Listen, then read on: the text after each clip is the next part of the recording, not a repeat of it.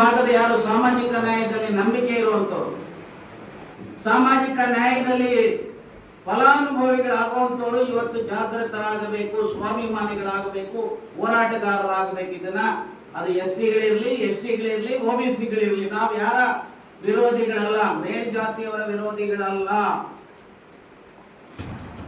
ನಾವು ಅವರ ಅನ್ನವನ್ನ ನಾವು ಕಿತ್ಕೊಳ್ಳಿಕ್ಕೆ ಪ್ರಯತ್ನ ಮಾಡ್ತಾ ಇಲ್ಲ.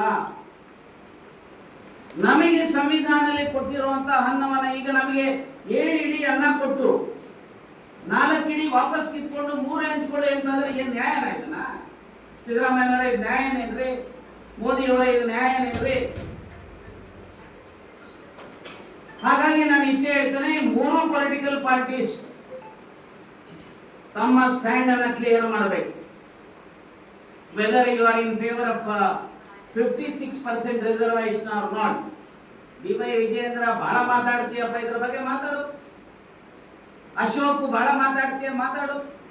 ಚೆಲುವಾದಿ ನಾರಾಯಣ ಸ್ವಾಮಿ ಮಾತಾಡಪ್ಪ. ಕುಮಾರಸ್ವಾಮಿ ಅವರೇ ಮಾತಾಡಿ. ದೇವೇಗೌಡರಲ್ಲಿ ಅತ್ಯಂತ ವಿನಮ್ರವಾಗಿ ವಿನಂತಿಸ್ತೇನೆ, ನಿಮ್ಮ ಪ್ರಯತ್ನವೂ ಇದೆ ST ಆಗ್ಲಿಕ್ಕೆ ನಾಯಕರು. ಹಾಗೆ ಸನ್ಮಾನ್ಯ ಸಿದ್ದರಾಮಯ್ಯನವರನ್ನ, ಸನ್ಮಾನ್ಯ DK ಶಿವಕುಮಾರ್ ಅವರನ್ನು ಒತ್ತಾಯಿಸ್ತಾನೆ, ಕೂಡಲೇ ಆಲ್ ಪಾರ್ಟಿ ಮೀಟಿಂಗ್ ಕರೀಬೇಕು.